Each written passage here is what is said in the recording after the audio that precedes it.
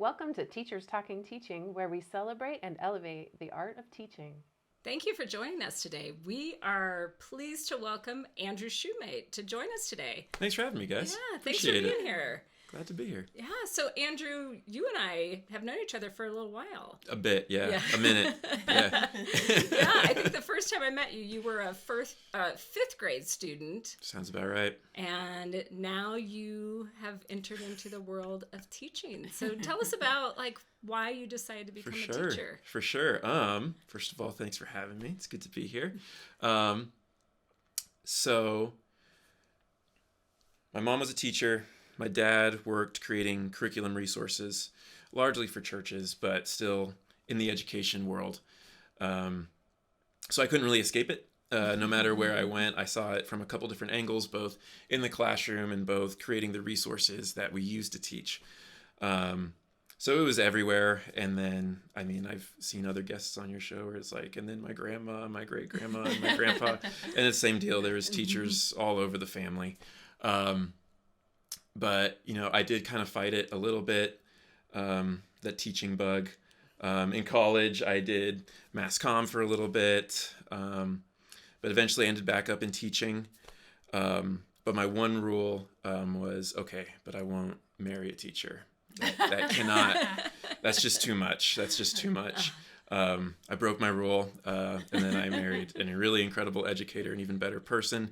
And her whole family's teachers, father-in-law's principal, mother-in-law's a music teacher, sister-in-law's a music teacher. So really, I just can't escape it. It's everywhere. But I think my first exposure to it was when I was in middle school. Our middle school was right next to our elementary school, and it got out significantly earlier. So I would always walk to my mom's classroom and help out for the last 30 minutes of the day in her fourth grade class. So I think that's kind of where I first kind of okay, this is something I can see myself doing. I'm comfortable in this environment. And then I started tutoring when I got into high school, really enjoyed that, and just kind of took off from there and studied it in college. And here I am. I'm in my, this will be my fourth year actually in the classroom. Did 3 years, took a year off to do some additional graduate work before my master's program that I'm currently in, and now I'm back in the classroom. So yeah, it's it in a nutshell. Mm-hmm. Yeah. One of the things, Andrew, that I always appreciate about you is you always had great relationships with kids from the time you were working in your mom's classroom to when you were tutoring, you were working at kids club during the summer. Kids just gravitate towards you. So how did you kind of figure out whether you wanted to be an elementary teacher, middle school teacher, high school? Yeah, I think, well, thank you. I sometimes feel like I haven't graduated personality-wise past the fourth grade level, so that might have something to do with it. But I gravitated towards elementary because I am so ADD with my interests. I'm very much a generalist when I like to learn a little bit about a lot of different things. And really in elementary, you get to make that your specialty. You kind of get to dabble in a lot of different areas to pique your own interest and apply that to your practice, which I think is what kind of drove me towards elementary more so than I enjoy the age group, which I do and stuff like that. But really it allows you to be kind of a generalist and have a lot of different interests and pursue a lot of different things simultaneously, which I really enjoy. And in doing that, I learned I was particularly interested in science education, and now that's what I'm pursuing at graduate school. So it really allowed me a field of yes, I like teaching. What do I really enjoy teaching? And I got to come at it from that perspective rather than I'm passionate about a content and I want to share that content. So I got to be passionate about the teaching and then learn, okay, what is it that I really want to teach well? Yeah. Age-wise, have you always, what grade do you teach now? And then what grades have you taught others? Yeah. My student teaching was in first grade.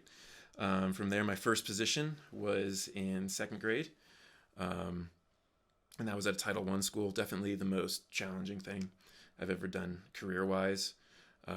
Something about that age group was just really difficult. I know there's a lot of pop psychology around oh, that's when kids are at their most anxious and whatnot. So, but you definitely see that kind of in the classroom. So there's just a lot of reassuring. And I think that was the most challenging for me. I spent the most time in third grade. So 3 years in third grade. Standards, those are my favorites so far in terms of the standards. Just a blast. Kind of plays into what we talked about earlier with you really get to be a generalist because you're just introducing just heaps and heaps of stuff in third grade. And now I'm in fourth grade, and I'd have to say that's probably my favorite age group so far. I always appreciated third grade because, still very innocent, but they have a sense of humor. But fourth grade, you just take that up a notch, and now they're kind of snarky on top of that. So it's just a little bit more fun. They got a little bit more fight in them, and it's pretty cool. I teach fifth grade, so I can totally relate. Yeah. But I do appreciate, Right. I do appreciate they're not middle schoolers yet. Exactly. There are some Exactly. middle school tendencies, Yeah. but they're not fully middle schoolers. They Yeah. just like to play games and have fun. And, So you got to be a relatively new teacher during the COVID years. What was that like for you? It was really, let me think. I mean, in some ways, when I was in college, I interned as an editor during my whole kind of mass comm phase, did an editorial internship. And I really feel like I pulled a lot more on those skills of creating more of like a flexible environment. You're almost managing projects more than you're managing like the students per se, because really you had to take a step back and surrender a lot of that control. Not to say I'm an expert in any of that, golly, but I really pulled on a lot of those skills that I developed during an editorial internship of essentially kind of like that other side that I grew up with, creating content, creating educational content that you can then push out, and then you have to surrender that control. Of course, you're available to the student, but ultimately you have to create your lessons with the understanding of I'm not going to be there to facilitate this. A parent is. So we've got to pull back, the teacher speak. We've got to pull all that back and really just like, here's an I can statement. If your student can do this by the end of the time, then we're going to call it a win, and the assessment's super informal. And so I created a lot of video resources and whatnot. So thankfully I had some other skill sets to kind of pull from, but it was really interesting. It felt like it kind of gave me an opportunity because I was working with some really incredible seasoned teachers who were very open to other perspectives. It's not like I ever felt like that, but I really felt like I, in that moment, had something more to bring to the table, a kind of a different perspective. And it was really fun to get to share that with my colleagues. I noticed that for sure during the pandemic, is that some of the more seasoned teachers didn't have quite the grasp of the technology piece. So they were able to rely on younger teachers for that digital native mindset. Right. And that was huge. Like it did feel like you could be a great team because everybody was bringing different skills to the table that made it possible. Absolutely. Not necessarily probable that everybody was going to learn, but possible. Sure. That everybody had. Sure. Yeah, absolutely. The best possible learning environment you can create, given the circumstances. Given the circumstances. Absolutely. Yeah. Is there anything that you've carried forward from that time period when you were pushing out content, you were really thinking differently about the educational experience? Is there anything that's still like part of your work? Yeah, I think in that when I was forced to separate that locus of control from me to 20 different points in my classroom, I think that helped me surrender a lot of control when we did go back to in person and say like, all right, I'm gonna create this space, and really that's where I need to back up, and that's where I need to draw the line, and allow my students to explore it in ways that explore a concept. Math is the first thing that comes to mind. Provide different avenues, different strategies, really just equip them to approach problems in a way that makes the most sense to them. So I've tried to continue that in my practice today. In my classroom now, we're using a really cool program called Nearpod for math, which allows a lot of student voice. They can solve problems independently on their own devices and push that forward into the class and get to share that. And it's great. I mean, yes, there's a right answer, but there's a million different ways we can get to that right answer, and all of them are valid. There's going to be some strategies that I push for efficiency's sake or accuracy's sake.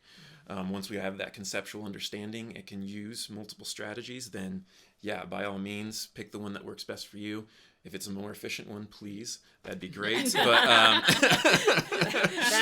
That's so key. Yeah, more efficient. Right. There's not a timer today, but testing season, there will be a timer. Right. So do you really want to draw 50 groups of 10? You do? Okay, wow.